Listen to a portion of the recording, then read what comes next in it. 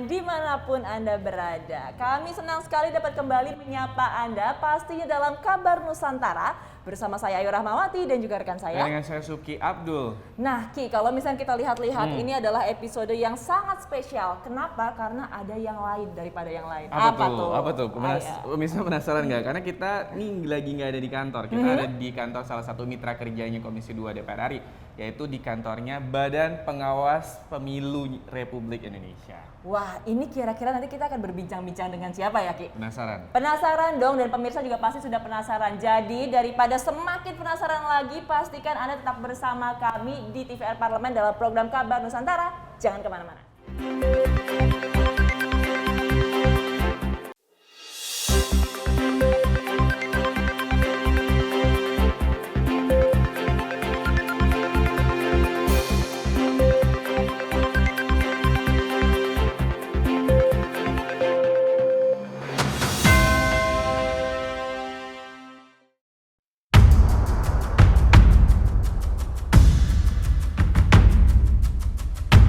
Terkait banyaknya pihak yang berasumsi penjadwalan pemilu 2024 dengan gerakan tertentu, Wakil Ketua Komisi 2 DPR RI Saan Mustopha menegaskan tidak ada politisasi dalam penetapan jadwal pemilu.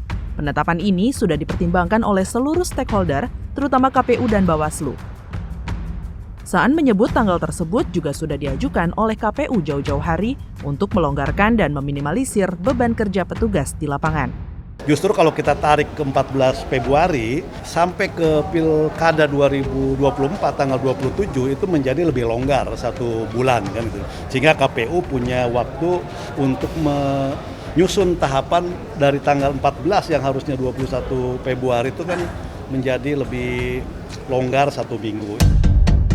Ketua Komisi Pemilihan Umum Ilham Saputra menyebut KPU telah mengajukan beberapa tanggal sebelumnya kepada pemerintah dan DPR. Tanggal 14 Februari akhirnya ditetapkan di dalam rapat kerja Komisi 2 DPR RI bersama Mendagri dan penyelenggara pemilu karena mempertimbangkan beban kerja petugas di lapangan, efisiensi waktu, serta menjelang libur Lebaran 2024. Nah, kemudian kami mengkaji kembali sepertinya untuk persiapan, apalagi ini menjelang Ramadan kan.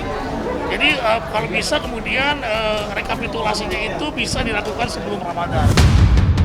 Anggota Komisi 2 DPR RI Zulfikar Arse Sadikin menilai, peningkatan kualitas pemilu merupakan tanggung jawab semua pihak, baik penyelenggara, peserta pemilu, maupun masyarakat pemilih. Untuk itu, Zulfikar meminta seluruh pihak untuk menjaga kualitas pemilu dengan tidak melakukan electoral fraud atau upaya manipulasi dan kecurangan pemilu. Ayo kita mengikis pelan-pelan electoral fraud yang selama ini selalu kita alami dan kita harapkan untuk memang bahkan tidak ada sama sekali ya. Sementara itu, Wakil Ketua Komisi 2 DPR RI Saan Mustopha menyebut penetapan jadwal pelaksanaan pemilu merupakan awal dari proses panjang pesta demokrasi. Saan menilai masih banyak tantangan ke depan, terutama penyelenggaraan pemilu di masa pandemi COVID-19, di mana segala proses harus dilakukan dengan protokol kesehatan, serta anggaran yang terbatas. Saan meminta KPU, Bawaslu, dan DKPP untuk melakukan efisiensi anggaran, karena Indonesia juga masih dalam masa pemulihan ekonomi. Efisiensi anggaran itu penting lah, karena kita dari pandemi itu kan banyak problem anggaran kita kan, keuangan kita kan pasti terganggu juga. Ketua Komisi 2 Ahmad Doli Kurnia Tanjung menyampaikan minat masyarakat sipil untuk berpartisipasi menjadi penyelenggara pemilu 2024 cukup tinggi, dengan jumlah pelamar anggota KPU sebanyak 800 orang dan calon anggota Bawaslu sekitar 300 orang. Komisi 2 memegang teguh prinsip integritas yang harus dimiliki anggota KPU dan Bawaslu, agar kinerja mereka ke depan dapat dipertanggungjawabkan dengan baik. Dia bisa membangun komunikasi secara baik, ya, dengan tidak menghilangkan posisinya sebagai lembaga yang independen atau orang yang independen, yang imparsial dan seterusnya. Gitu. Itu kan dibutuhkan kekuatan mental yang cukup baik juga. Anggota Komisi 2 DPR RI Gus Pardi Gaus meminta komisioner terpilih nantinya dapat meningkatkan kualitas demokrasi di Indonesia, sehingga partisipasi publik meningkat, serta Indonesia bisa mendapatkan pemimpin dan anggota parlemen yang berkualitas. Harapan kami adalah bagaimana demokrasi ini makin lama makin berkualitas. Itu adalah harus menjadi komitmen bagi semua anggota komisioner yang akan terpilih dan ditetapkan oleh pemerintahan nantinya. Begitu juga kepada Bawaslu, bagaimana dia bisa mencermati perjalanan pelaksanaan daripada demokrasi itu sendiri. Lebih lanjut, anggota Komisi 2 DPR RI Muhammad Nasir Jamil menyoroti permasalahan pemilu 2019 yang memakan sedikitnya 892 korban jiwa dan lebih dari 500 petugas jatuh sakit karena kelelahan. Nasir meminta komisioner yang terpilih nantinya dapat mencegah hal serupa terulang. Informasi teknologi yang akan dimanfaatkan dan akan digunakan oleh penyelenggara pemilu pada 2024 itu diharapkan bisa mencegah memori buruk bangsa ini terkait dengan meninggalnya para penyelenggara pemilu di tahun 2019 yang lalu. Komisi 2 direncanakan akan merampungkan hasil seleksi di rapat pleno internal pada 17 Februari 2022. Hasil rapat kemudian akan diserahkan ke Badan Musyawarah atau BAMUS DPR RI untuk kemudian diputuskan pada rapat paripurna pada hari Jumat 18 Februari mendatang. Tim Liputan TVR Parlemen melaporkan.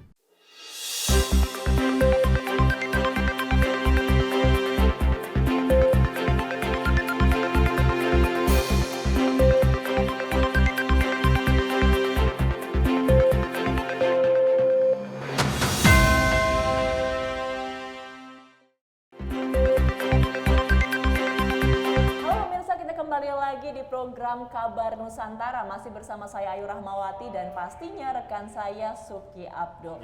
Oke, kalau misalkan kita mengingat-ingat tanggal 14 Februari beberapa tahun yang lalu itu kan diperingati sebagai Hari Kasih Sayang. Betul. Tapi ada yang spesial dan juga berbeda pastinya di Hari Valentine tahun 2024. Karena ini bertepatan dengan pesta demokrasi terbesar se-Indonesia atau pemilu. Nah, biasanya nih ya kalau misalkan menyambut Valentine itu kan yang dipersiapkan adalah coklat atau bunga. Tapi kalau misalkan 2024 nanti kita nih harus mempersiapkan lebih, yaitu ketetapan hati. Kira-kira hati untuk memilih siapa nantinya anggota DPR dan juga DPRD dan juga pasti presiden juga wakil presiden. Tapi kalau misalnya itu kita, tapi sebagai penyelenggara pemilu, kira-kira apa yang dipersiapkan terkait dengan persiapan penyelenggaraan pemilu tahun 2024 yang akan jadi pemilu sepanjang sejarah ini terrumit katanya. Bahkan bukan di dunia.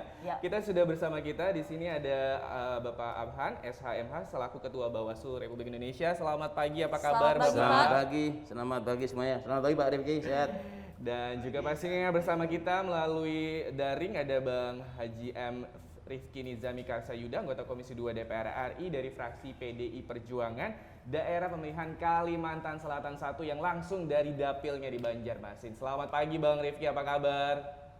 Pagi, Assalamualaikum. Waalaikumsalam warahmatullahi wabarakatuh. Bang, ngomong-ngomong nih, kalau misalnya dari berdasarkan hasil survei dari Litbang Kompas, katanya nih masyarakat ini merasa puas nih dengan kinerja dari Badan Pengawas Pemilu Republik Indonesia terkait dengan bagaimana pengawasannya sepanjang pemilu maupun juga pilkada. Emang bener Bang, kalau Abang sendiri puas nggak? Ya kita mengapresiasi dong kalau Bawaslu mitra kerjanya Komisi 2 dianggap baik dan itu tentu harus diapresiasi dan kami sangat bangga. Terutama kepada Pak Abhan ya yang memimpin hampir 5 tahun terakhir. Saya kira ini legacy positif tentu yang harus ditingkatkan nanti pada periode 2022-2027 di mana 5 komisioner Bawaslu terpilih sudah kami tetapkan dalam paripurna DPR RI pada 18 Februari yang lalu di Jakarta. Dan kalau kita bicara puas tidak puas tentu masih cukup banyak capaian yang harus dilakukan oleh Bawaslu dan karena itu Komisi 2 dalam setiap rapat kerja, rapat dengar pendapat selalu memberikan support ya secara konstitusional untuk melakukan penguatan peran dan fungsi pengawasan yang dilakukan oleh Bawaslu Republik Indonesia beserta seluruh jajaran sampai ke tingkat pengawas TPS. Yang tadi kalau Subki dan Ayu sebutkan tahun 2024 tantangan Bawaslu tentu akan jauh lebih berat dibanding pemilu sebelumnya. Oke, baik. Berarti Pak Abhan ini Bang Rifki juga sudah mengatakan apresiasi untuk kinerja dari Bawaslu. Terima kasih Bang Rifki. Ya, nah tapi kalau misalkan kita boleh melihat lebih jauh lagi, Bapak kan 2 tahun lagi 2024 pemilu akan berlangsung. Sejauh ini persiapannya dari Bawaslu seperti apa? Oke, terima kasih. Tadi Mbak Yu nyinggung soal hari dulu ya, hari 14 Februari, hari Valentine nanti kenapa? Betul. Jadi kalau saya nanti harus mengkampanyekan hari bukan kasih sayang, kasih suara. Kasih suara, betul sekali. Kasih suara besok. No golput ya Pak? Ya, kasih suara. Tentu Bawaslu telah menyiapkan terkait untuk persiapan pemilu serentak 2024. Pertama adalah dari sisi regulasi. Kan undang-undang diberikan oleh Perbawaslu dan PKPU. Sebetulnya ini bukan hal yang baru, saya katakan pemilu 2024 itu bukan hal yang baru. Karena apa? Landasan hukumnya sama, yaitu Undang-Undang 7 2017 yang pernah kita laksanakan di tahun 2019. Tidak ada satu pasal pun yang direvisi. Artinya kita punya pengalaman bagaimana pelaksanaan pemilu 2019 dengan dasar Undang-Undang 7 2017 yang akan diulang kembali di tahun 2024 dengan undang-undang yang sama. Jadi ada perbedaan. Pilkada pun demikian, bukan hal yang baru karena dasarnya juga sama. Undang-Undang 1 2015 yang berubah beberapa kali diubah sampai Undang-Undang 6 tahun 2020 dan ini sudah dilaksanakan sejak tahun 2015 serentak pertama, 2017, 2018 dan terakhir 2020. Ya. Nah, mungkin kompleksitasnya adalah terkait dengan keserentakan pemilu dan pemilihan kepala daerah dalam tahun yang sama. Itu yang saya kira hal yang baru ya. Nah, persiapan kami tentu karena undang-undang yang sama, maka pijakan kami adalah evaluasi yang komprehensif. Jadi kemarin 2019 dengan Undang-Undang 7 itu masih ada kekurangan apa dalam sisi regulasi Bawaslu itu kan. Tentu nanti di KPU juga sama. Di pilkadanya masih ada kekurangan apa ya. Itulah maka kami menyiapkan beberapa poin misalnya perbaikan revisi di Perbawaslu. Ya, itu tentu akan kita lakukan. Ini sudah kita siapkan kajian-kajian komprehensif mengenai Perbawaslu mulai dari tahapan awal sampai dengan tahapan terakhir itu kan. Yang kedua adalah penyiapan rekrutmen SDM. Ya. Karena SDM ini saya kira jadi kunci dari sukses tidaknya penyelenggaraan tahapan ini kan. Apalagi sebagai Bawaslu atau sebagai wasit ya. Maka bagaimana mengawal agar rekrutmen penyelenggara nanti penyelenggara tidak hanya di tingkat pusat aja kan. Pusat sudah ditetapkan kemarin oleh Pak Rifki dan kawan-kawan. Tinggal ke bawahnya kan pembentukan Bawaslu provinsi, kabupaten, kemudian kecamatan, kemudian desa, kelurahan sampai pengawas TPS. Nah, ini juga kami persiapkan karena itu pekerjaan besar lagi itu. Awal pertama pimpinan baru nanti itu adalah rekrutmen pengawas pemilu di tingkat provinsi. Ada 34 provinsi dan ini ada varian ya. Ada yang pertama 25 provinsi di bulan September 2022 ini selesai masa tugasnya. Kemudian nanti berikutnya di bulan Juni Juli itu kekurangan penambahan itu di tahun 2023. Kemudian pada bulan Agustus pembentukan Bawaslu Kabupaten Kota 514 sejumlah personil 1910 itu harus disiapkan. Nah, ini saya kira persiapan yang kami sedang lakukan untuk dalam sisa masa jabatan kami 5 tahun ini ya. Untuk nantinya begitu pimpinan baru terlantik sudah harus running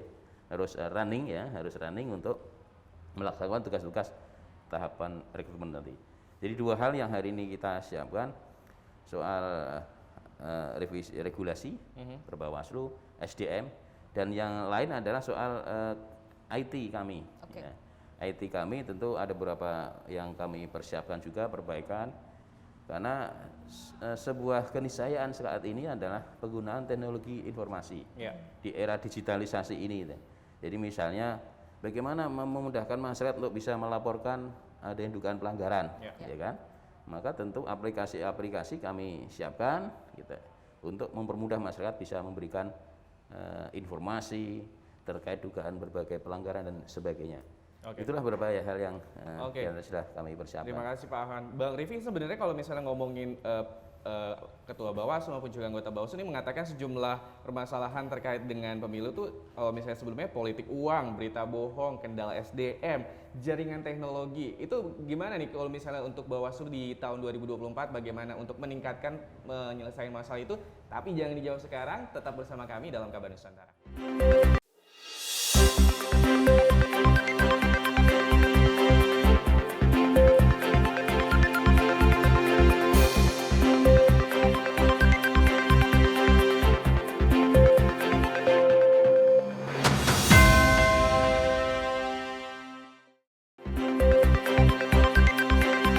Terima kasih Anda masih bersama kami dalam Kabar Nusantara. Bang Rifki melanjutkan pertanyaan sebelumnya. Politik uang, berita bohong, hoax juga terkait dengan hal tersebut. Ini kalau misalnya ini sudah akan mulai nih memasuki masa kampanye maupun juga pemilu. Itu hal yang menjadi garis bawah dari Bawaslu ya Pak di pemilu 2019 maupun juga pilkada di 2020. Apa yang mesti ditingkatkan oleh Bawaslu di Bang ke depannya di pemilu 2024 agar setidaknya bisa mengurangi permasalahan-permasalahan di pilkada maupun juga pemilu sebelumnya?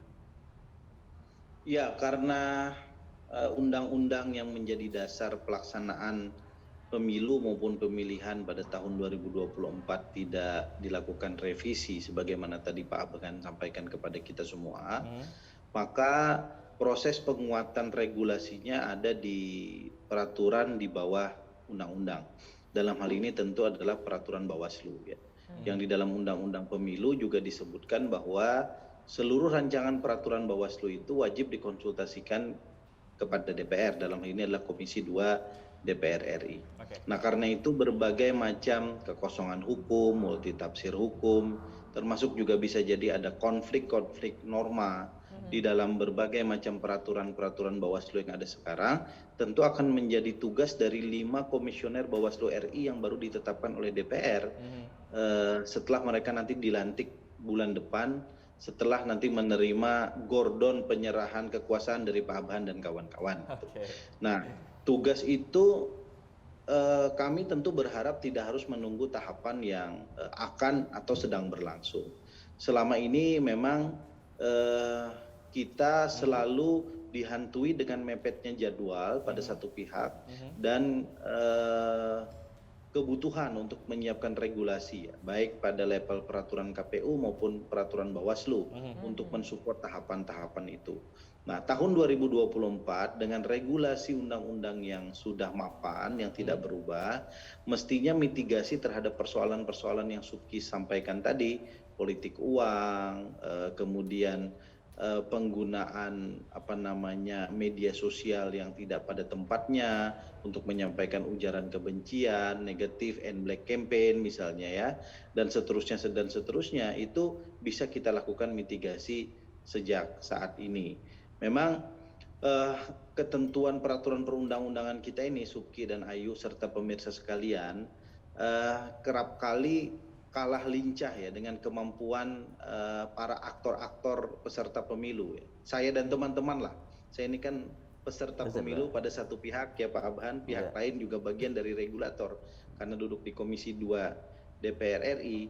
Nah karena itu kemampuan untuk membaca kira-kira peluang-peluang penyalahgunaan kewenangan dan seterusnya yang dilakukan oleh para peserta pemilu, baik partai politik maupun peserta perorangan capres dan cawapres misalnya, termasuk peserta dalam konteks pemilihan kepala daerah dan wakil kepala daerah, itu harus dilakukan. Jangan sampai kita sangat ketat misalnya pada masa-masa kampanye, di mana masa kampanye tentu sangat terbatas, sementara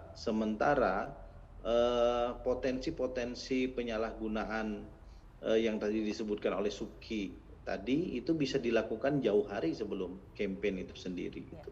Nah, yang juga jadi tantangan besar kita 2024 ini soal semakin menguatnya budaya digital ya di tengah dunia atau iklim politik kita di tanah air.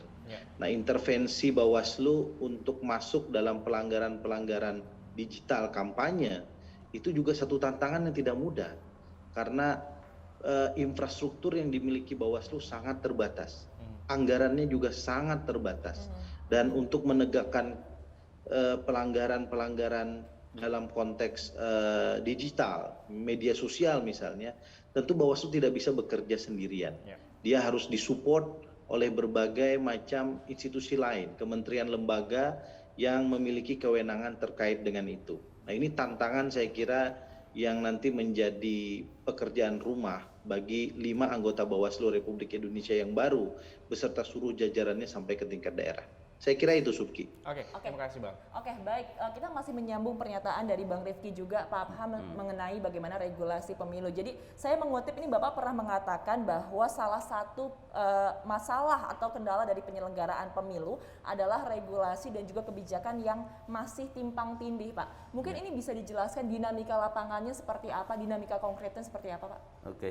Satu contoh adalah terkait dengan sistem penegakan hukum pemilu. Jadi memang lembaga yang punya kewenangan untuk penegakan hukum pemilu ini di Indonesia, di pemilu Indonesia itu masih banyak itu kan. Nah, saya ini terkadang tidak seragam. Jadi ada kewenangan di Bawaslu, ada kewenangan di Mahkamah Agung itu dengan perangkatnya di PT UN, di Petun itu. Ada nanti MK ya. Belum lagi nanti DKPP kalau punya belum lagi kalau DKP memberikan putusan-putusan misalnya. Nah, ini terkadang tidak match, tidak nyambung itu kan. Ya saya katakan sebagai overlap di dalam sistem penegakan hukum pemilu. Ya contoh kemarin di 2019 kasus salah satu anggota DPD itu kan jadi tidak ada kepastian antara putusan Bawaslu, putusan MK, putusan Mahkamah Agung itu kan.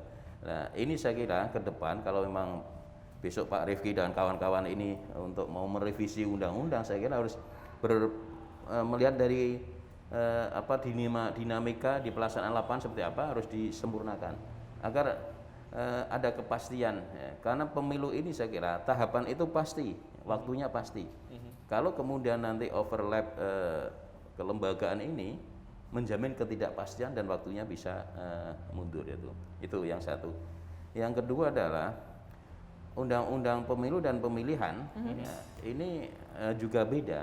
Kalau ini serentak juga ada problem. Memang mestinya kita tidak mengenal dikotomi rezim pemilu, rezim pilkada lah itu kan. Mestinya sama aja rezim pemilu, penyelenggaranya sama. Dampaknya adalah undang-undang pemilu dengan pemilihan itu ada banyak perbedaan. Ya, satu contoh begini, penanganan pelanggaran ya, di Undang-Undang Pemilihan itu hanya 5 hari. Ya, sementara di Undang-Undang Pemilu, Undang-Undang 7 2017, 14 hari.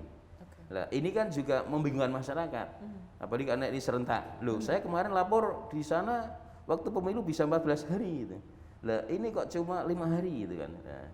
Nah, perbedaan-perbedaan inilah saya kira yang harus ada revisi, evaluasi nanti setelah pasca pemilu 2024 karena di Undang-Undang 7 di salah satu pasal aturan pelanggaran menyebut setelah pelaksanaan pemilu 2024 dilakukan semacam evaluasi dari pelaksanaan Undang-Undang 7 2017 ini. Jadi seandainya ini tidak ada revisi maka pasca 2024 akan dilakukan upaya-upaya perbaikan itu, revisi itu. Agar semuanya nanti demokrasi ke depan akan lebih baik. Baik, berarti ini memang masih ada PR-PR besar untuk kepemimpinan setelahnya ya Pak ya. Ya. Oke, baik Pak Abhan dan juga Bang Rifki, kita akan jeda sejenak terlebih dahulu. Kita lanjut lagi nanti perbincangan kami di segmen selanjutnya. Pemirsa jangan kemana-mana, tetap di Kabar Nusantara.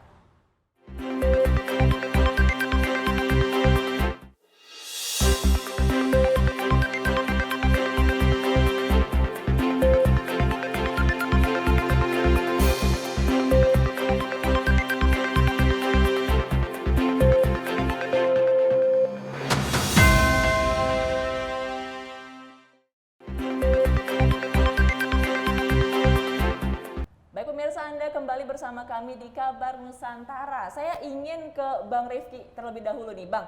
Ini kalau misalkan kita membahas isu yang kemarin masih hangat-hangatnya mengenai fit and proper test dari anggota KPU dan juga Bawaslu. Telah terpilih 5 orang anggota Bawaslu dan 7 orang anggota KPU. Kira-kira kriteria yang ditetapkan oleh Komisi 2 itu seperti apa? Dan kalau misalkan kita dengar isu-isu yang beredar ini sudah sesuai belum sih dengan isu keterwakilan perempuan dan juga Jawa sentris seperti itu, Bang? Satu, kami Komisi 2 DPR RI kan memiliki objektivitas melihat kompleksitas pemilu dan pemilihan 2024 secara serentak ya. Dan kompleksitas itu mengacu pada apa yang tadi Pak Abhan sebutkan. Kita harus mencarikan solusi memitigasi masalah kemungkinan adanya tumpang tindih tahapan antara pemilu pada satu pihak dan pemilihan kepala daerah, wakil kepala daerah pada pihak yang lain. Termasuk bagaimana kita menghadirkan sengketa yang berkepastian hukum, yang cepat, yang tidak mengganggu tahapan, bahkan tidak mengganggu periodisasi kepemimpinan nasional maupun kepemimpinan di tingkat lokal. Yang kedua, sebagai institusi politik, kami juga tidak bisa mengelak bahwa tentu ada chemistry politik ya yang dibutuhkan untuk menghadirkan 5 pimpinan Bawaslu Republik Indonesia periode 2022-2027. Saya menganggap mereka yang lolos dalam seleksi oleh tim seleksi yang dibentuk oleh Bapak Presiden, itu mereka yang punya kapabilitas yang sangat baik, yang cukup. Ya. Nah, lalu apa yang menjadi dasar kami untuk meloloskan 5 dari 10? Ya, selain tadi kondisi objektif, kami lihat sosok dan figur, tentu kami juga melihat chemistry dalam konteks kepemiluan dan kebangsaan, termasuk chemistry politik. Politik apa? Politik kebangsaan itu sendiri. Kami ingin menghadirkan Bawaslu dengan warna yang sangat Indonesia, yang berbineka. Kalau menyangkut isu tentang keterwakilan perempuan, Undang-Undang Nomor 7 Tahun 2017 AYU menegaskan bahwa komposisi anggota KPU dan Bawaslu itu memperhatikan 30% keterwakilan perempuan. Kata memperhatikan itu dalam bahasa Islam disebut sunnah AYU, bukan wajib gitu. Sehingga kemudian kami tetap memperhatikan dengan tidak menegasikan kapasitas, kapabilitas, dan integritas. Saya sampaikan 10 orang yang dihadirkan ke DPR, ke Komisi 2 itu semuanya baik. Hanya konstelasi politik dan konstitusi yang tidak memungkinkan kami menunjuk ke 10-10-nya. Seandainya boleh undang-undang itu memperbolehkan kami jadikan 10-10-nya pimpinan Bawaslu, ya kita jadikan semua. Nah, karena itu konstelasi politik ini juga harus dimaklumi sebagai sebuah konsekuensi kita memilih satu sistem kedaulatan rakyat pada satu pihak dan negara hukum pada pihak yang lain.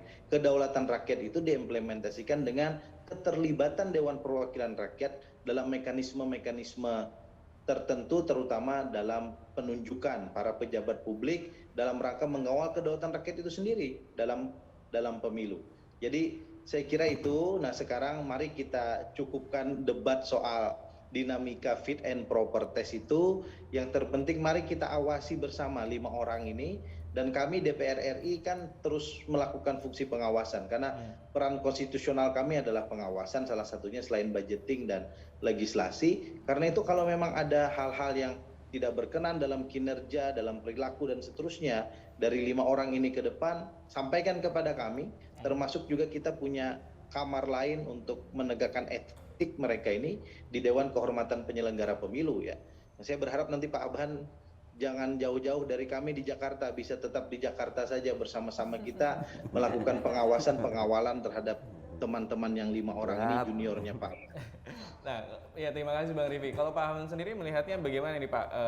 Tongkat estafet akan segera diserahkan kepada anggota Bawaslu yang baru. Apa tanggapan atau respon, ataupun juga mungkin ada hal-hal yang harapan Pak Afan ke depannya kepada anggota Bawaslu yang baru periode 2022-2027? Oke. Ya, tentu saya pribadi menyampaikan selamat kepada kawan-kawan kami yang masuk terpilih sebagai anggota Bawaslu RI ini periode 22 sampai 2027 ya. Bagi saya pribadi mereka bukan hal yang orang baru ya di dunia penyelenggara, karena mereka memang berasal dari jajaran penyelenggara di tingkat provinsi.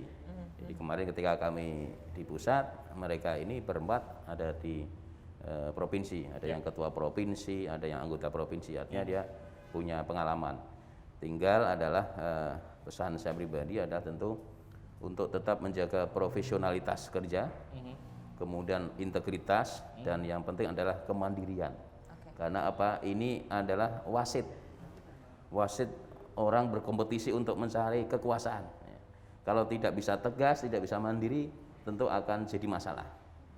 Jadi wasit tegakkan aturan dengan sebenar-benarnya, ya. Kalau ya ibaratnya kalau ya apa bunyi undang-undang lah gitu kan. Kalau sisi politik kan lain, tapi kalau ini wasit penyelenggaraan pemilu, maka karena normal sudah dibuat, maka tegakkan itu. Jadi pesan saya adalah tetap menjaga integritas, ya, komitmen dan profesionalitas dalam menjalankan tugas-tugas sebagai pengawas pemilu ini. Karena saya kira ke depan banyak hal yang harus dilakukan oleh kawan-kawan berlima ini. Tentu periode kami belum artinya masih ada kekurangan.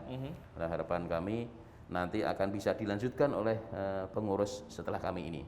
Nanti serah terima kami tentu ada memori jabatan, ada catatan-catatan apa yang harus mereka lakukan untuk penyempurnaan tugas Bawaslu ke depan. Saya kira itu yang akan nanti kami lakukan. Ya, kita harapkan sekali lagi pastinya penyelenggara pemilu mulai dari Komisi Pemilihan Umum, Bawaslu, Komisi 2 DPR RI, dan juga pastinya pemerintah pusat ini nanti bisa menyelenggarakan pemilu 2024 yang pastinya akan cukup berat pastinya dengan sejumlah PR yang juga tadi disampaikan Bang Rifki dan juga Pak Afan, ya. Betul. Dan pasti tadi saya ingin mengulang kata Pak Afan. Jadi 14 Februari 2024 bukan hanya hari kasih sayang tapi hari kasih suara.